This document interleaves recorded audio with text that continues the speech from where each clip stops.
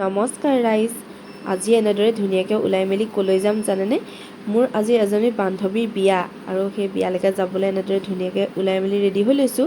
কিন্তু যিহে গৰম, ঘামি জামি অৱস্থা ঘৰত থাকোঁতেই বেয়াই হ'ল। কলেজীয়া জীৱন শেষ হোৱাৰ পাছত লগৰবোৰক লগ পোৱা নহয়। সেইবাবে পৰাপক্ষত বিশেষ অসুবিধা নহ'লে এনেদৰে লগৰবোৰৰ বিয়া বাৰুবোৰলৈ নিমন্ত্ৰণ পালে নোযোৱাকৈ নাথাকোঁ। লগৰজনীক বোলো ভিডিঅ' অলপ কৰি দিবিচোন, ব্লগ এটা বনাম। কিন্তু তাই মোক উলিয়াবলৈ কেমেৰাটো থৈছিলে এফালে আৰু মই ঘূৰিছোঁ এফালে।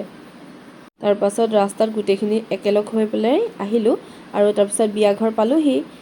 আৰু তাতে আমাৰ লগৰে আৰু এজনী ছোৱালী পালোঁ, মানে অশ্লেষা। তাই বিয়াঘৰৰ ওচৰৰে হয়, আমাৰ লগত যোৱা নাই বাৰু, তাই বিয়া যোনখিনি আছিলে সেইকণৰে হয়।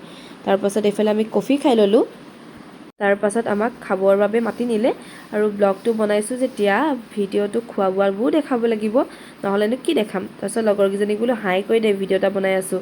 তাৰপিছত তেনেদৰে তাহাঁতকো হাই কোৱালোঁ আপোনালোকৰ বাবে। আৰু এইফালে ইহঁতকেইটাই মানে মই ভিডিঅ' কৰা দেখি জোকাই আছে আৰু বোলে তুমি ব্লগ বনাবা, এনেকৈ কৈছে। বিয়া ঘৰত বেছি সময় লগ নাপালোঁ যদিও সেইকণ সময়তে যিমান যিহে কথা ওলাই নহয় আমাৰবোৰৰ, একদম কলেজীয়া জীৱনৰ স্মৃতিবোৰ মানে সোঁৱৰাই দিয়ে। কলেজীয়া জীৱনৰ সেই হাঁহি ধেমালিবোৰ, কথাৰ আড্ডাবোৰ এতিয়া সঁচাকৈয়ে বহুত মনত পৰে।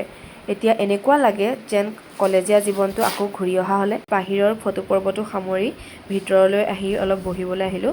তাৰপাছত আমি গোটেইখিনিয়ে হাঁহি ধেমালি অলপ কথাৰ আড্ডা মাৰিলোঁ আৰু চবকে এনেই অলপ জমনিকৈ ভিডিঅ' কৰি থৈছোঁ আৰু দেই, ভইচখিনি নুশুনাওঁ আৰু। আকৌ আৰু এটা আলোচনা হৈছে, কি গম পায়নে, যে নেক্সট কাৰ বিয়া ওলাব। এতিয়া সুধিছোঁ তহঁতৰ বিয়াখন কেতিয়াকৈ খাবলৈ যাম। তাহাঁতি কি কৈছে গম পায়নে উত্তৰত? তাহাঁতি বোলে বিয়াই নাপাতে। মই সুধিছোঁ তহঁতি বৰলা ভাত খাবি নেকি? হাঁহিছে গোটেইকেইটাই। তাৰপিছত আজিৰ কইনা আছিলে এইজনী দেই। তাই কৈছে তহঁতি অহাৰ কাৰণে বহুত ভাল লাগিলে দেই, বোলে ফিডবেকটো দি দিছোঁ, এনেকৈ কৈছে।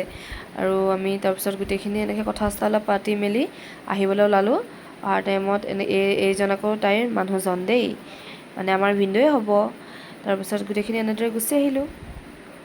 আমি যে অহালৈ আন্ধাৰেই হ'ল আৰু আহি থাকোঁতে ৰাস্তাত লাষ্টত ঘৰৰ ওচৰত পোৱা আগে যি বৰষুণ আৰম্ভ হ'ল। ৰখাত নাই কিন্তু, একেবাৰে ঘৰতে ৰখিমগৈ। হেলমেটটো পিন্ধি লৈছোঁ, বোলো যি হয় হ'ব আৰু ঘৰতে ৰখিমগৈ। তাৰপিছত আৰু চব ভাগে ভাগে গৈছেগৈ আৰু আমি দুজনীও আহিলোঁ।